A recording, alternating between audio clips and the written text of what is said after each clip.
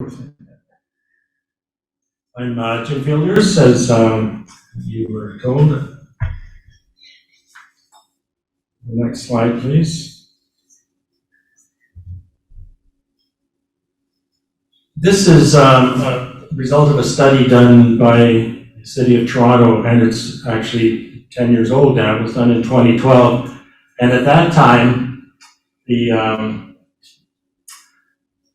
they looked at the breakdown of emissions for the average single-family home. So you can see, obviously, the biggest one is transportation, and that includes both vehicles and vacationing and whatnot.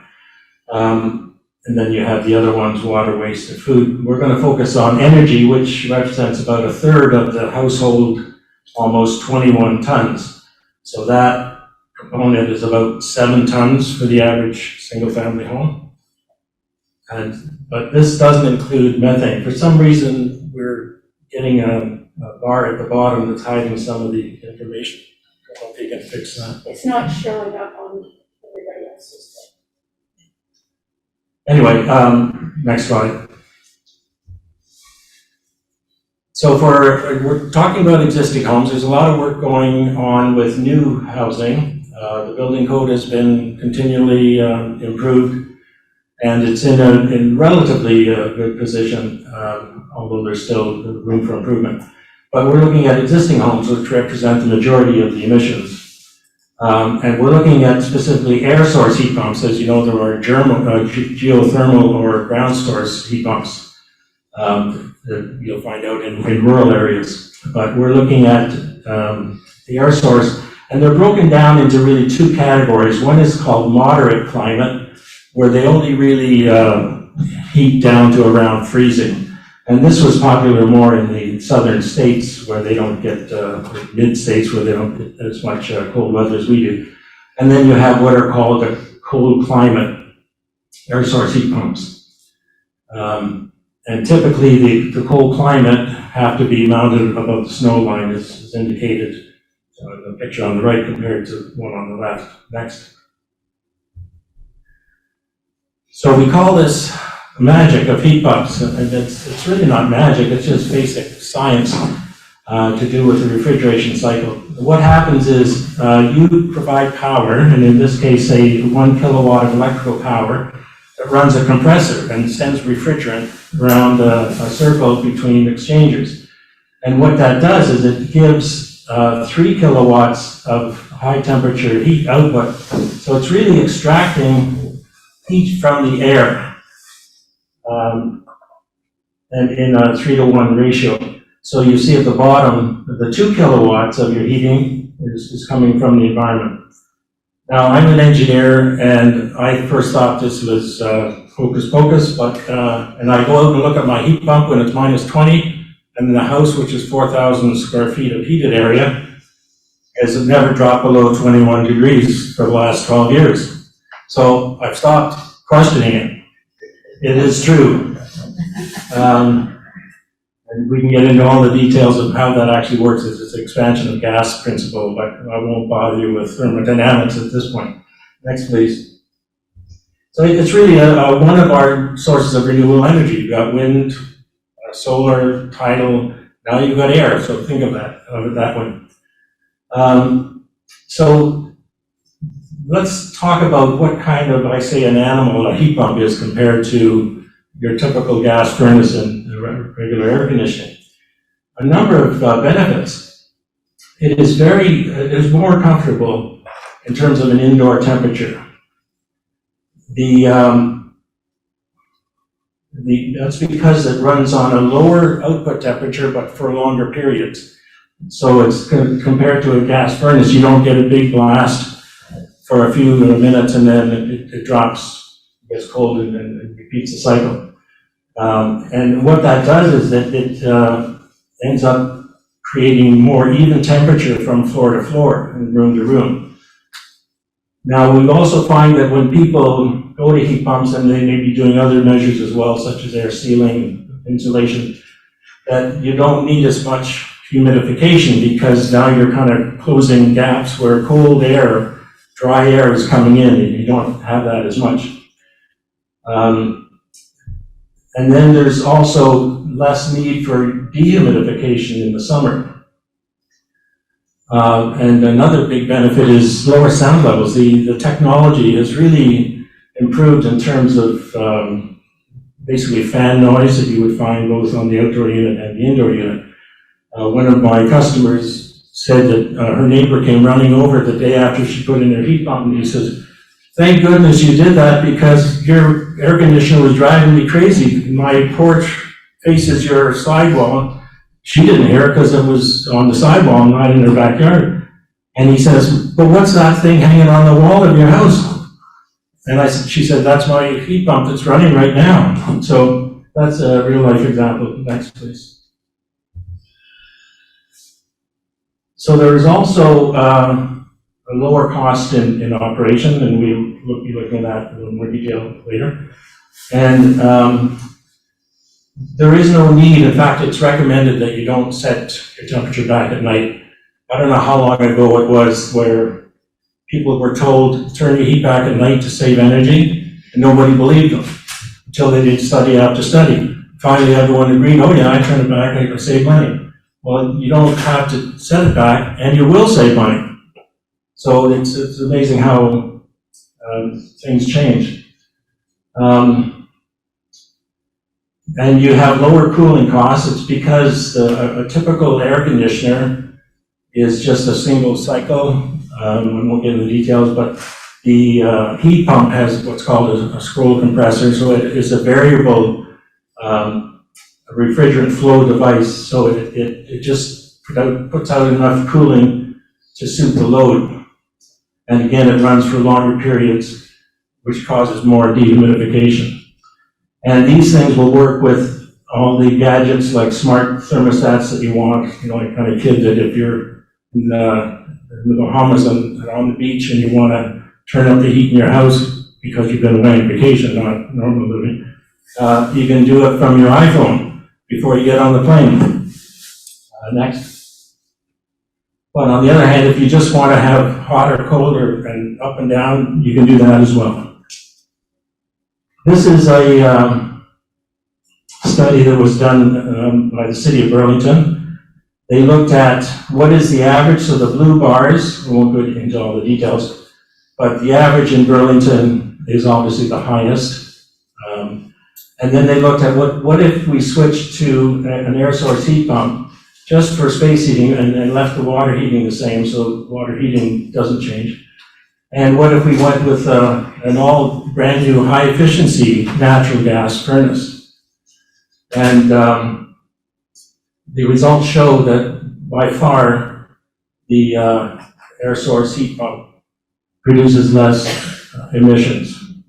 Next. So in general, people say, well, what's it cost? What am I going to say? What about emissions? So generally, heat pumps, the range that we find for single-family homes or townhouses is between about $4,000 and $20,000. That's installed with tax. Now, we're talking about inflation, maybe this is going up a bit. But as there's more uptake, obviously, prices will come down just due to the volume of sales.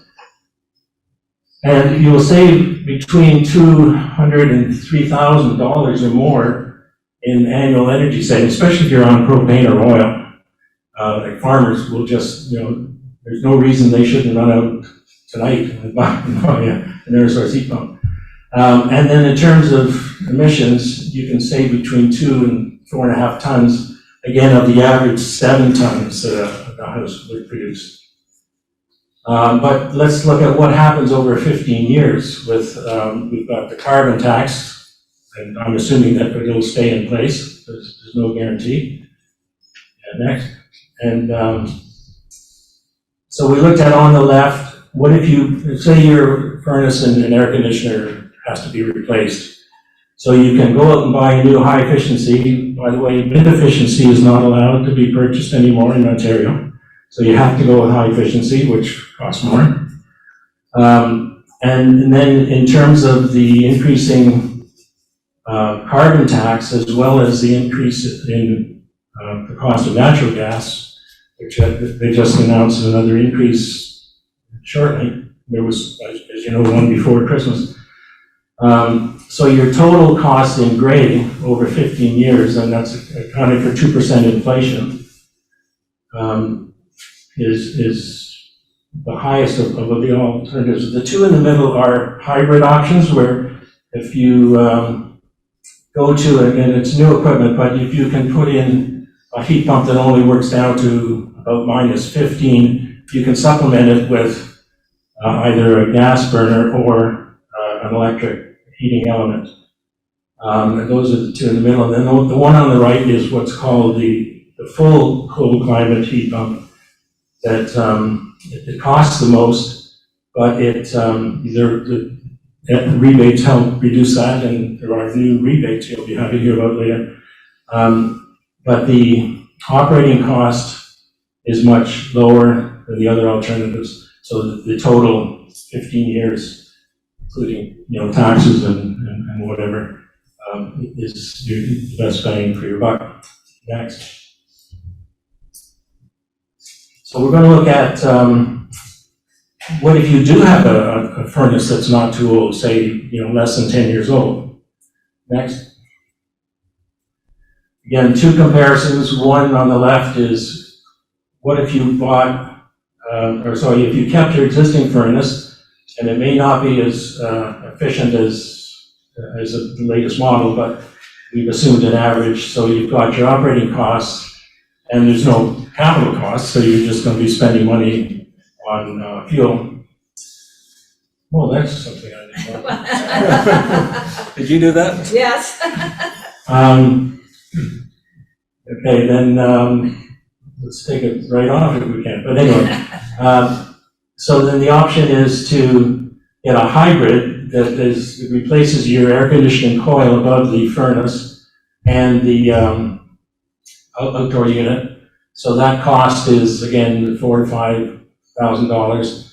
And then if you look at operating costs over time, it turns out some people on a mild winter don't even, it doesn't get below -15, or the days that it does, they just put an extra blanket on for the night for 2 or 3 hours that it gets a little colder.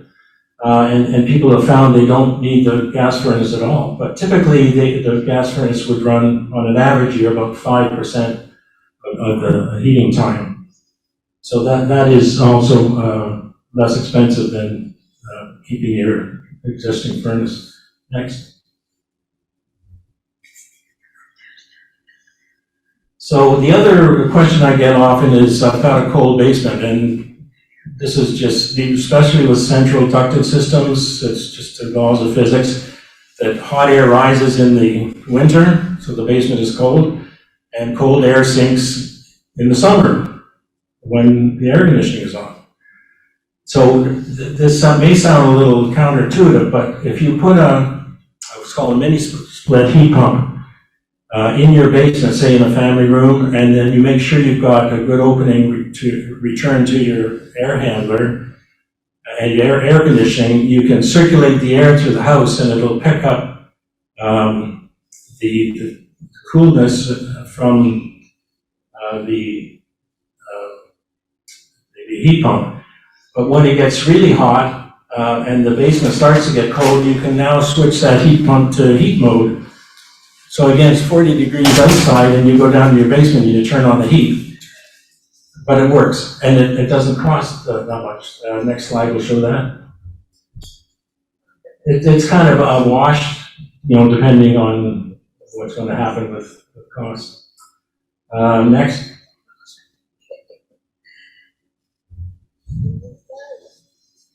Let's just leave it on the bottom.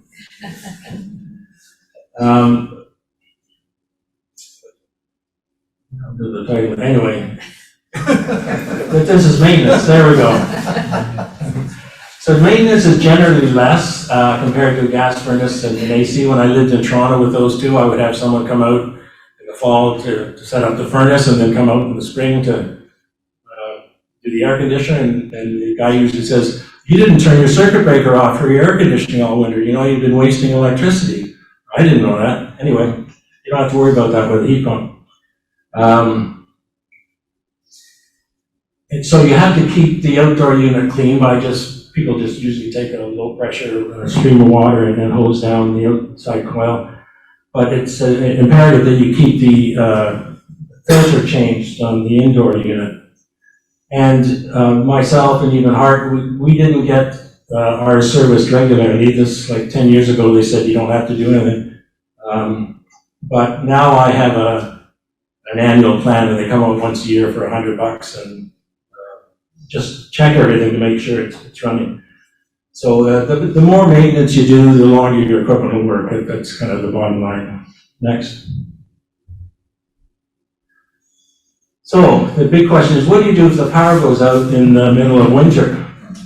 If you have a full electric system and no gas, like Hart, you can use a generator, and there are different types of generators. He can use his electric car as a source of power, or you can get a gas generator and hope that it starts because it hasn't been run for 2 years, and put up with the noise. So, you know, some people have these Tesla walls, they battery back, that will power a heat pump as well, and, you know, minimum loads. Or some people still have a gas fireplace or a wood stove, wood fireplace. My brother's on a farm, that's what he does. Now, the other thing is if you don't have any of those, you can drain your pipes, put antifreeze into the drains, like people with cottages know all about this, and then go stay with your relatives or in a hotel that still has got power. You can find one. Next. Sorry, Jim, can I just interject? The same for for the power outages, same holds true for people with gas furnaces. Yes, and there is a partial solution for that, which I'll talk about later. So let's look at the buying process. You know, I would discourage the what's so-called moderate heat pumps because you won't really save as much as if you go with a higher efficiency one, just because they don't work too well below or around freezing. So the other, they shut off again around freezing. And so they can work in hybrid situations. Next. So the word cold is missing. I thought I fixed it, but I didn't. Anyway, the cold climate products work down to between minus 15 and minus 30. There isn't really a separate category for those. They're all both called cold climate. And they are, again, mounted above the snow line, either on a wall. The smaller ones, you'll see the single fan units are more suited to a wall mount just because of the weight. If you get the big ones, like the one on the right is a 4-ton, they have very different types of stands you can use of varying heights as well. Next. Now this shows, just happened to be in Toronto one day doing a site visit, and I looked over to this apartment building and different people had put in different heat pumps, so the one on the left was put on a stand and the one on the right wasn't. So if it gets any deeper, you gotta go and dig out that snow. It'll still work, but you don't want it buried in snow. Next. So, you should go through a decision process, and this is probably the biggest hurdle to most people. But you have to get some help and go through and determine just what is best for you. I help people with that individually. I won't get into the details. Next. So the least cost, the lowest barrier to entry is a hybrid system. And what that does is, again, it uses a new or an existing, either natural gas, oil, or an electric furnace. And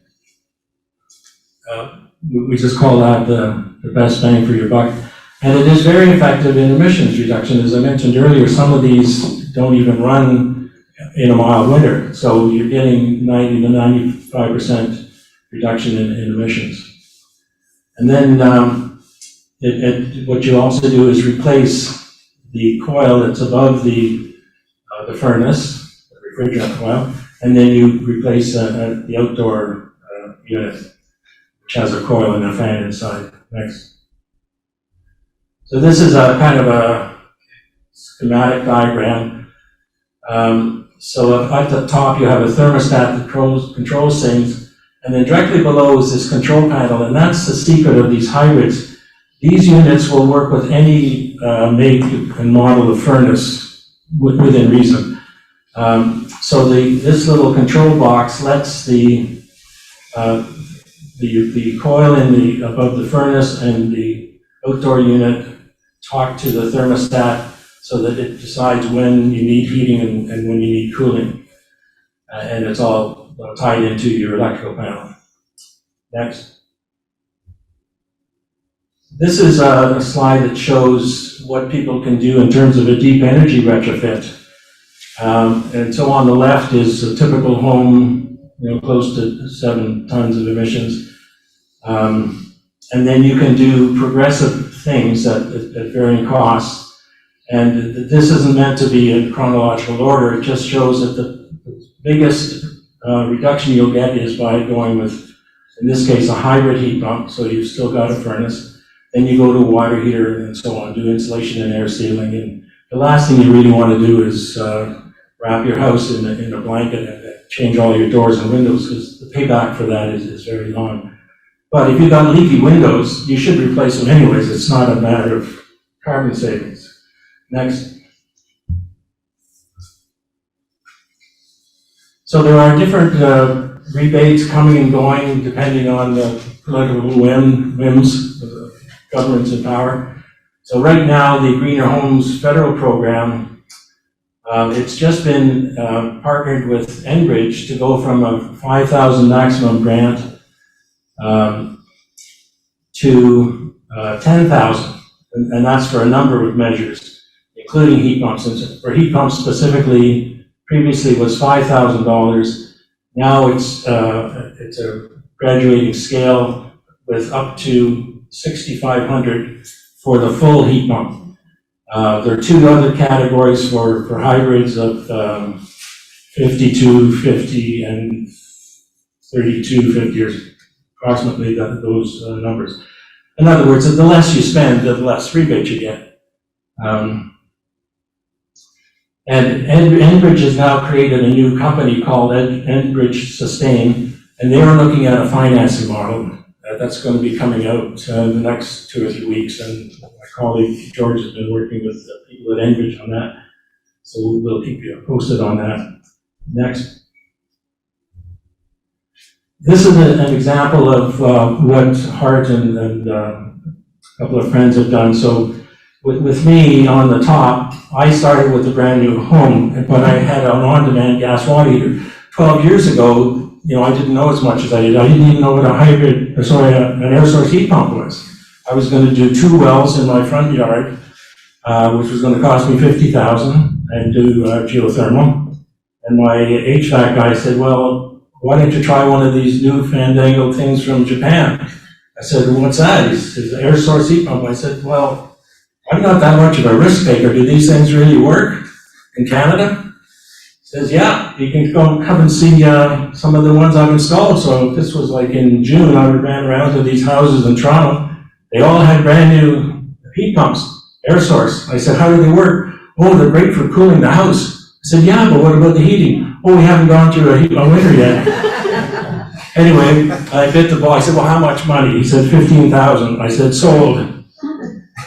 Anyway, so I started off at less than a ton for gas, and my electricity was a little more. And then when I switched to electric tank water heaters, got rid of the on-demand, my electricity costs went up a little bit, but I saved a lot on gas, so my net result is just under a ton per year. And then Ed Marion, who's a passive house consultant who helped Hart design his home, renovated a home as opposed to building new, and he's 0.22. He has no gas into his house. Hart has mentioned that he's also similar, and he's down to 0.45. And then another person in Guelph who just had a hybrid heat pump put in and went with an electric water heater. She's actually doing better than I am. So this is really, you can really get significant reductions. Next.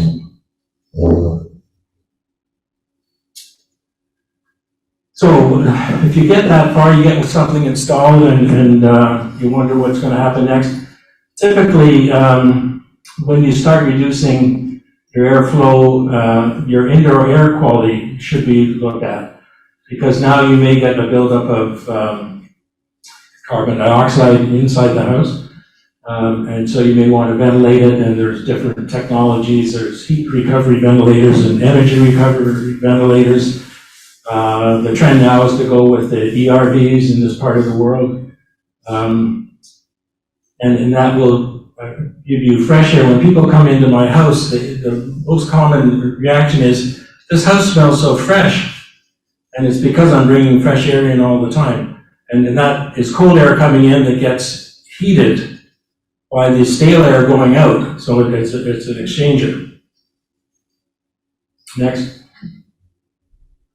So here are some case studies of jobs that we've done. This was, again, the first one that you saw earlier. This was a home in Milton, a rural property that was on propane. So they went with, again, a hybrid because they had a fairly new propane furnace. So this cost, so it worked down to -15, then the furnace takes over. Just under 8,000 installed. This was about 3 years ago now. And almost 3,000 savings in propane, which again is probably doubled. It's just in that last short period. And a very significant amount of greenhouse gas emissions reductions. Next. This is a layout. It was a house with a finished basement, and had a former, they took out the kitchen that's shown there. But anyway, they had a furnace room, and they ran the refrigerant lines from the middle of the house to the outside wall, and they were afraid that they would have to take down the ceiling in the bedroom, but they didn't. The installers were great. They were able to just fish the lines through the ceiling without any damage at all. So we were all happy about that. And then it's not shown, but then there'd be a connection to the electrical panel. Next. So I say jokingly, this is a poor, lonely propane tank that doesn't get any visitors anymore. Next. This is a baseboard heated townhouse in Oakville, and they went with the mini split system with 3 heads on the walls in different rooms. And again, this worked to -15, and then the electric baseboard, which was already there, takes over. So, and now they get cooling. They didn't have cooling before. Well, I think the previous owner had the window air conditioners, which condo boards don't seem to be too keen on. Anyway, they also did some upgrades with air sealing and insulation. So that they spent about $10,000.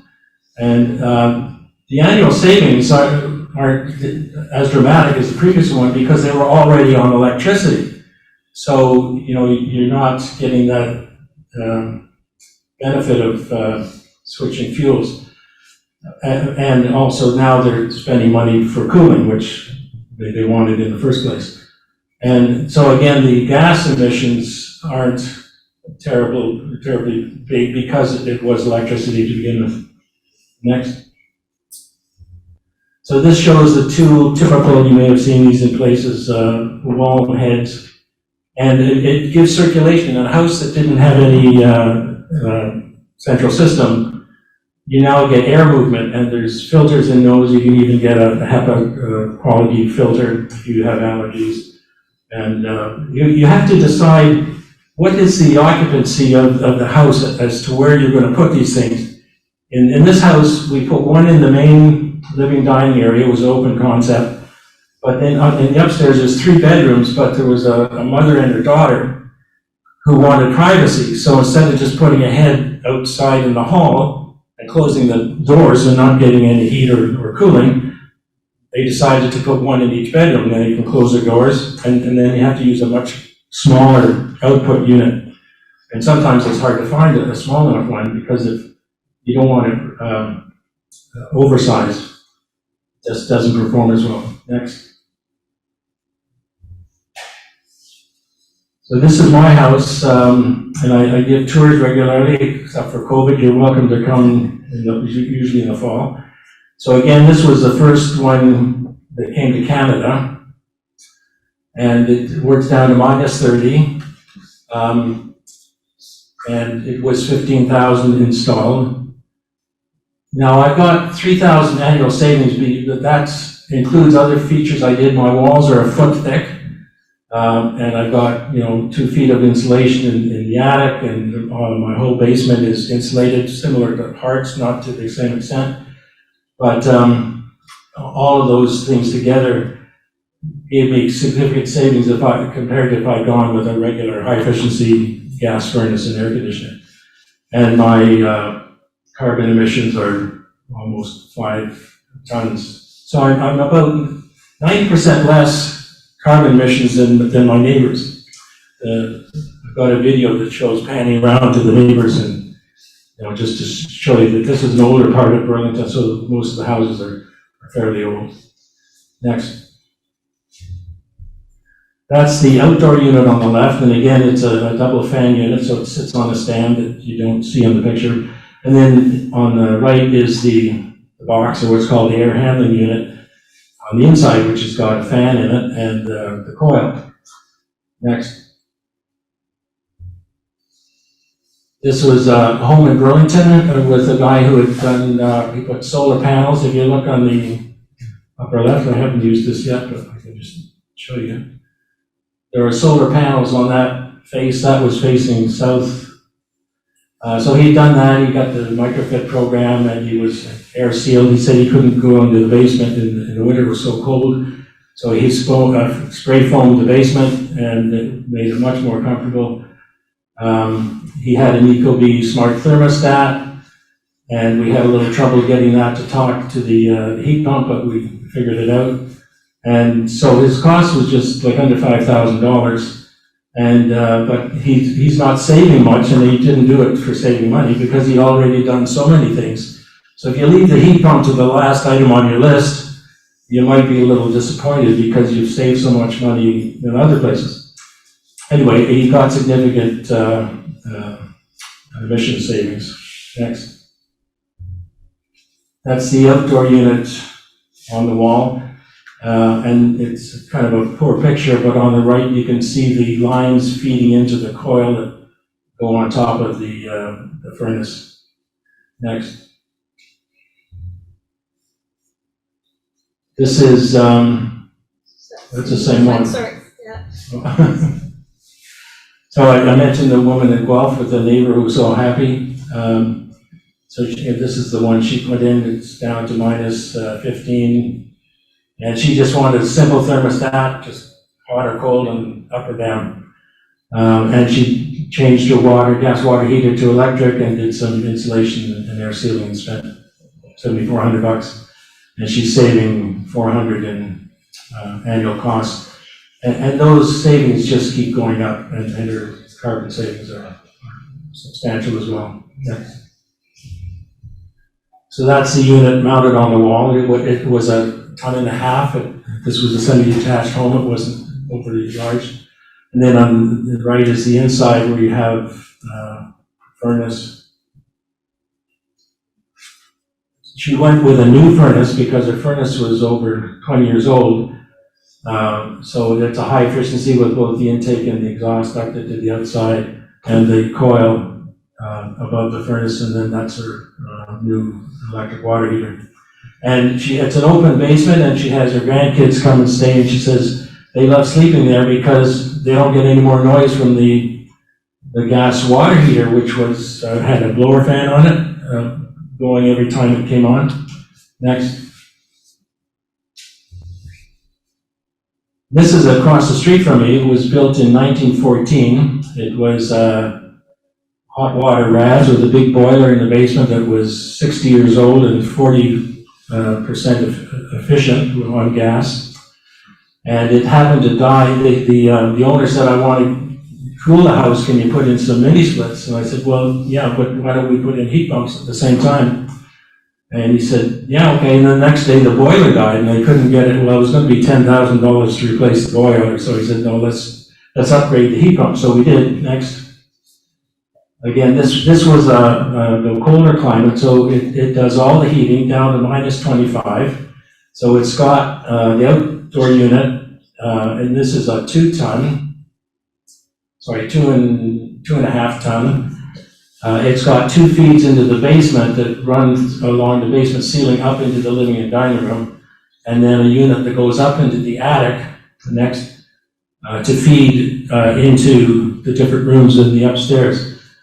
So this is the one of the living and dining room units. It's called a floor mount. So it kind of replaced where the old hot water rat was, and they used the same hole that the pipes came up. Upstairs, they had a unit in the attic with these diffusers in the ceilings. Next. So this is the unit which has the air distributed through these flexible ducts. And this is the refrigerant line coming in from the outside wall. This was before we enclosed it all and insulated it so that it is part of the conditioned space of the house. So it is now, this box is sitting in a warm space. Next. So people say, well, do I have to upgrade my panel? There is what's called a load calculator that the Electrical Safety Authority, who controls electricity use in Ontario in terms of safety. And then it'll let you calculate whether you have to upgrade your panel or not. You have to go through all the loads. It's kind of complicated. I put it on a spreadsheet. I'm happy to share with anybody. But usually a 100 amp panel is sufficient if you have a gas water heater and you don't have a level 2 EV charger. You can have like a hybrid, like I've got a volt, and that just plugs into 110. But if you want to go higher, you may have to upgrade your panel. But if you do something like HART, where you go to an induction stove, that may use less energy, or you go to a condensing clothes dryer, like Ed has, you use less energy, and you don't waste heat going out the wall. It just heats a cup of water. I won't get into that, but so you can sometimes shift load so you don't have to upgrade your panel if you think far enough ahead. Next. So what are other issues? Next. So it is a slow and somewhat frustrating process at the moment, but I think it's improving. A sore point is that building permits are required in Ontario municipalities, but they are the responsibility of the homeowner and not the installer. And to be honest, I don't know anybody who's got one, but I'll leave that for another topic. I have a solution, however. I don't like to complain without giving solutions.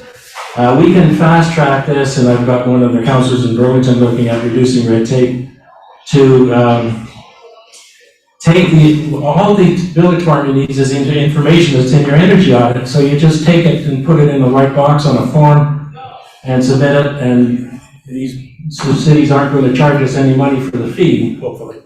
Next. So right now, the installers are on a learning curve.